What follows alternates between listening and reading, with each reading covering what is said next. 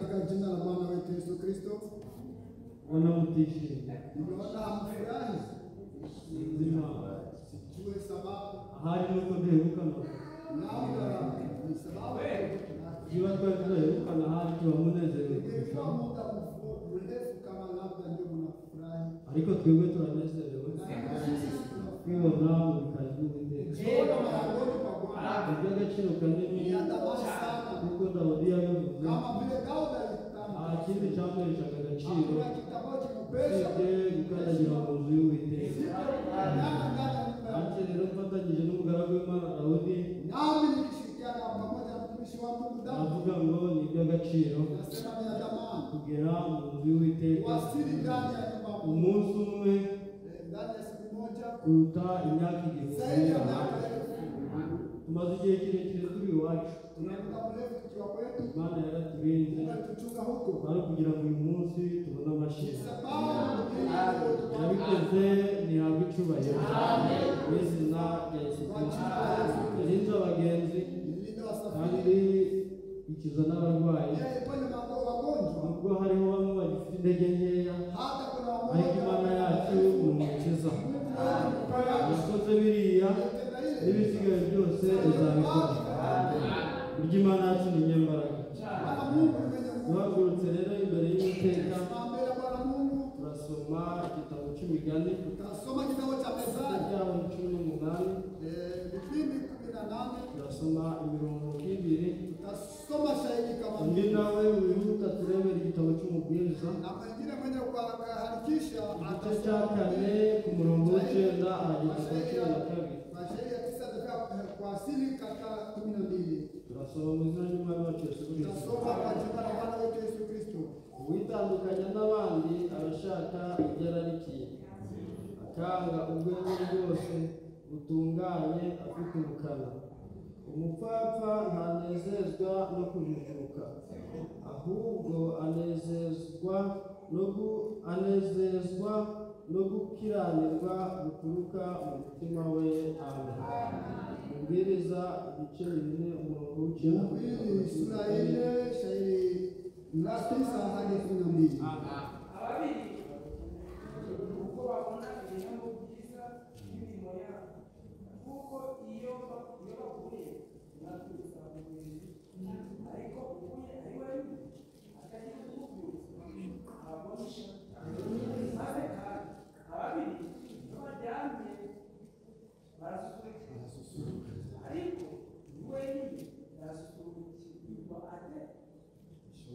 Umuntu nawe yanesha umwe, ababiri bo bamunaniye, kandi umugozi w'inyabutatu awucikaho. Amen. Ndugu Ndambashira ataomba.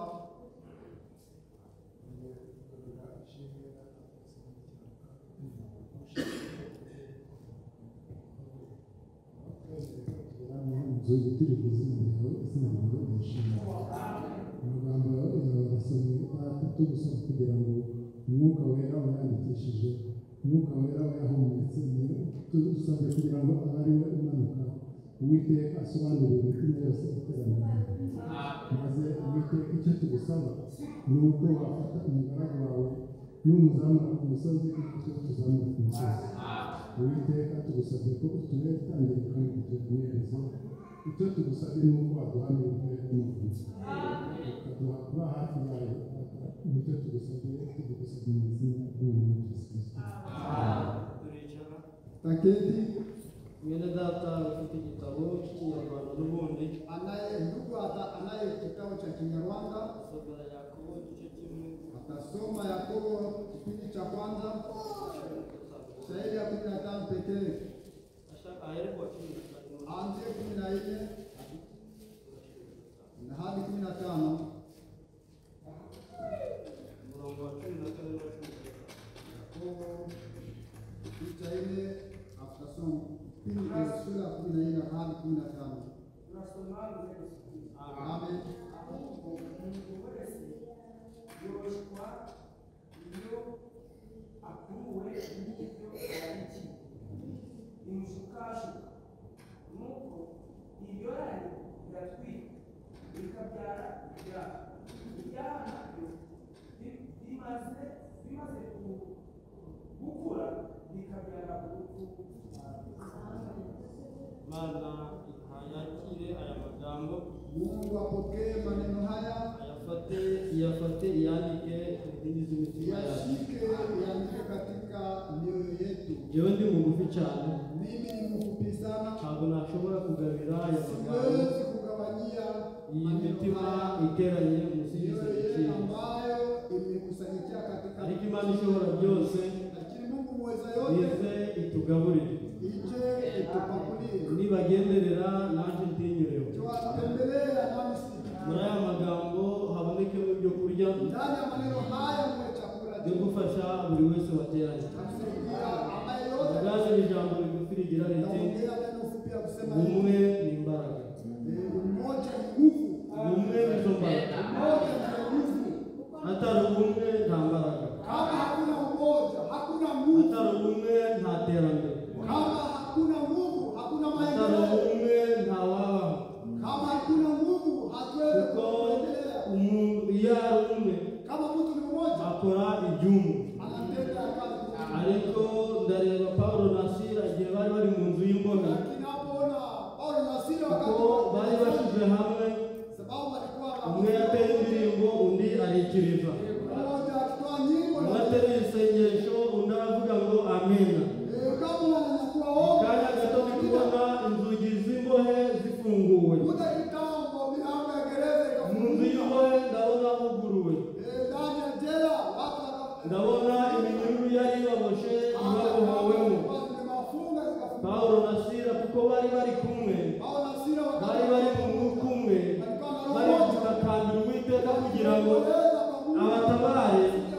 Paulo na Sila bari bari mu bumwe mu nzu y'imbohe, nuko imbaraga y'Imana iramanuka. nguvu ya Mungu ikashuka. Igihe ku munsi wa Pentekoste bari bari mu mwanya umwe, bari bari mu mwuka umwe, nuko umwuka wera urabamanukira. Buri muntu ahabwa umwuka wera kubera ko bari bari mu bumwe. Turi kuganira ngo ubumwe nizo mbaraga. Ahatari ubumwe ni kubabwira ngo nta mbaraga. Imana yacu ni umuhanga, Imana yacu ikora aho tudashoboye. Reka mbabwire ikintu kimwe, bizakunda kubaho kuri buri wese ukorera Imana. Mu magambo nari nateguye gusoma, maneno ambayo nilikuwa nimeandaa kusoma nagize ngo nyasome ngeze hano biranga, nilipenda niyasome nikifika hapa. ntabwo nzi uko byagenze. Sijui kama ilikuwa je. Imana rero yashatse ngo tuganire aya magambo, Mungu ndiye alipenda ili tupate yabikoze rero ntihabwe icyubahiro.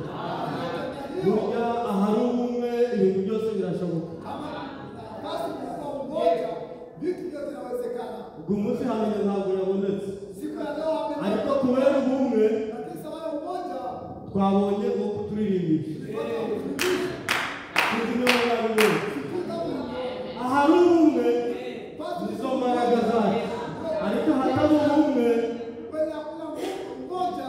Gehazi yanze kubana na Elisa. Daudi alikataa kukaa pamoja na Elisa. Elisa yamaze kubwira Naamani ati Elisha alikwambia genda wiyuhagire muri Yorodani wenda unaoda na inshuro Yorodani 7 safari saba urava mukize. utatoka ukikomba. Ntacyo yigeze amusaba, Hakuna kitu aliomba ariko kuko Gehazi yari atari kumwe na Elisa sababu kianza kuwa pamoja na Elisha ntabwo yabyemeye, hakukubali. ahubwo yakurikiye Naamani Alifuata Naamani aramubwira ati hagarara, akamwambia ati simama, buriya databuja arahamye ngo kumbe Bwana amenituma hivi. yakiriye abashyitsi baturutse mu misozi ya Efurayimu, Watu wageni wengi none ashaka ngo umuhereze imyambaro yo gukurakuranwa ebyiri, umure n'itaranzo z'ifeza ebyiri, kugira ngo yakire abashyitsi.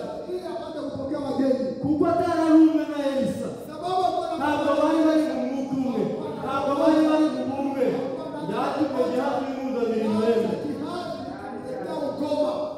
Ubumwe nizo mbaraga zacu, ubumwe nizo mbaraga z'abana b'Imana, ubumwe nibwo butuma njye na Asheri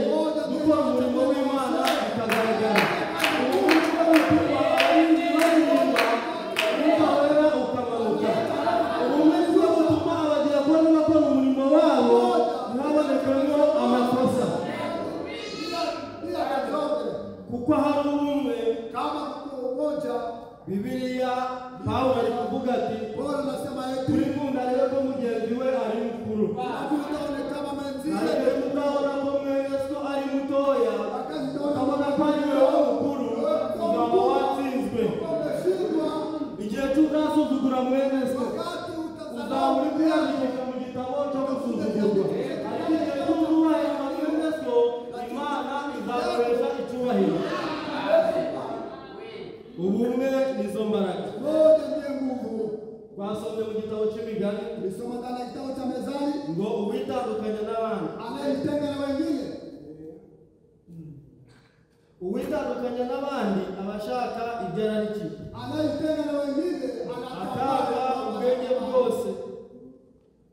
ubwenge bwose, anakataa elimu yote butunganye, ambayo ni safi, afite ubukana. anakuwa na Umuntu witandukanya n'abandi, anayejitenga na wengine. n'uzitandukanya na bene se, Hao wakati anajitenga na ndugu zao, uzamenye ko witandukanyije n'ijambo, ujue kama anajitenga na neno. ariko ni ubumwe na mwene se, Lakini ukiwa pamoja na ndugu, ukaba umwe na mushiki wawe, unakuwa na umoja na uzamenye ko uri mu bumwe n'ijambo. ujue kwamba mjana umoja. Ariko igihe cy'uzitandukanya na bene se, Lakini wakati anajitenga na wengine, ukitandukanya na bene wanyu, utajitenga na wenzi yako, muzaraganwa cya gihugu, ambayo mtaliki ile ishi uzamenye pamoja. ko wataye umurongo. Ujue kwamba ulikataa. Ariko igihe uzaba umwe nabo, Na wakati akuwa pamoja nao, uzamenye ko uri umwe n'iparo. ujue kama uko pamoja na neno. Ni ukuganira ngo ubumwe nizo mbaraga. Tunaongea eti umoja ndiye nguvu. Yakobo aravuga ati, Yakobo anasema eti hahirwa uwihanganira ibimugerageza, heri anayesubiri ambaye anamjaribu, kuko namara kwemerwa sababu wakati azambikwa ikamba ry'ubugingo. atavikwa taji la uzima. Rero ku murongo wa 15 Ili kwa sura ya 15 kunasema iryo rari riratwika ile tamaa inachukua mimba, ikabyara icyaha, inazaza icyo cyaha nacyo kikabyara urupfu. inazaa mauti. Uwitandukanya n'abandi Anayejitenga na wenzie aba afite ibyo yararikiye. ana mambo na tamaa. Iryo rari Ile tamaa ry'ibyo yararikiye na yale ambayo anatamani linachukua mimba, ijalinda linachukua mimba, mimba nayo inazaa zao, dhambi nayo inazaa mauti. Itandukanye n'irari ryose, ahubwo tubumwe n'iparo. Imana yacu izaduhereza ikamba ry'ubugingo kandi ritangirika. Ubumwe ni imbaraga. Umoja ni nguvu. Mubwiriza igice 8 Mhubiri sura 8 umurongo ni uwa 5. shairi ya 5. Ukomeza itegeko azamenya ikibi, umutima w'umunyabwenge ugenzura ibihe n'imanza. Umuntu wese ukomeza itegeko Mtu ambaye anashika sheria ntiyitandukanye n'abandi, hata jitenga na wengine, agakomeza iryo tegeko, anashika ile sheria ntabwo azigera amenya ikibi, hata jua mabaya, kandi kuko afite ubwenge, sababu anakuwa na akili. umutima we Moyo wake uzagenzura ibihe utachunguza nyakati hamwe n'imanza. pamoja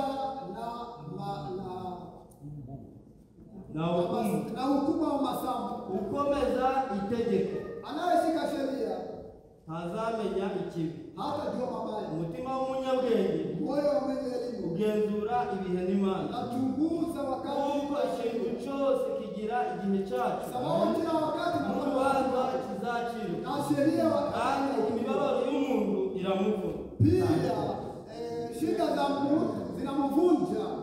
Ibyo uzararikira byose Yale yote tatamani by'Imana itemera, ambaye Mungu hapendi, by'Imana idakunda, yale Mungu hapendi, bizakubera imvune mu mutima. itakuwa itakuvunja Ariko moyo. nifurije abateranye Lakini amehitaji ngo tubumwe n'ijambo, tubumwe na bene wacu, nibwo tuzaba tumenye ubwenge. kwa wakati tutakuwa na wenye elimu. Ariko uzitandukanya n'ijambo atari kuzibwira ngo ari kumwe na mwene se, uzitandukanya na mwene se atari kuzibwira ngo ari kumwe n'ijambo.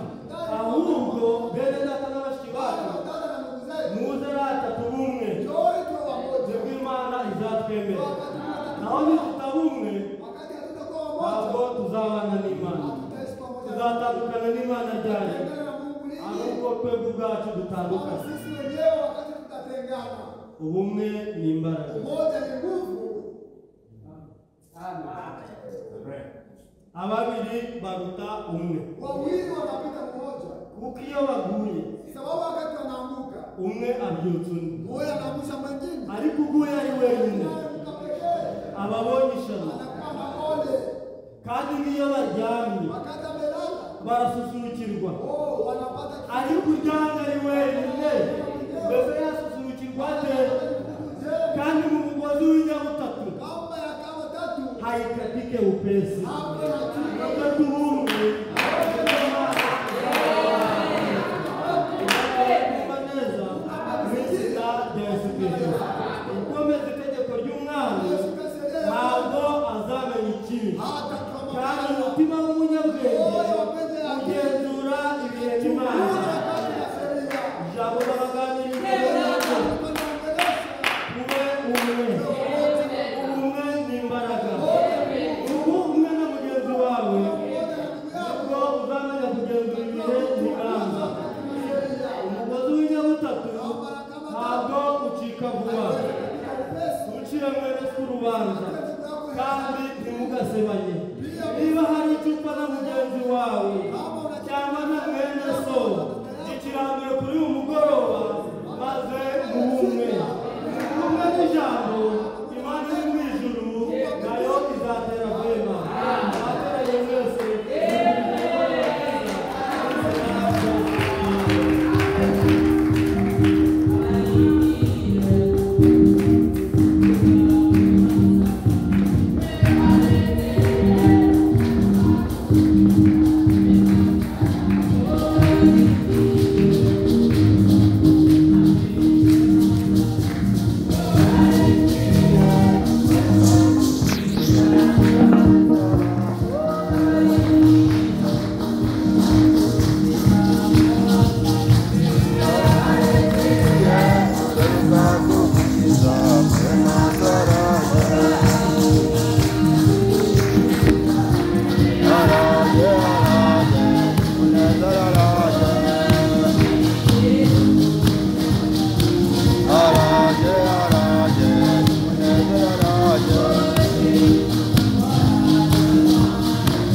Ay, queremos con la cara.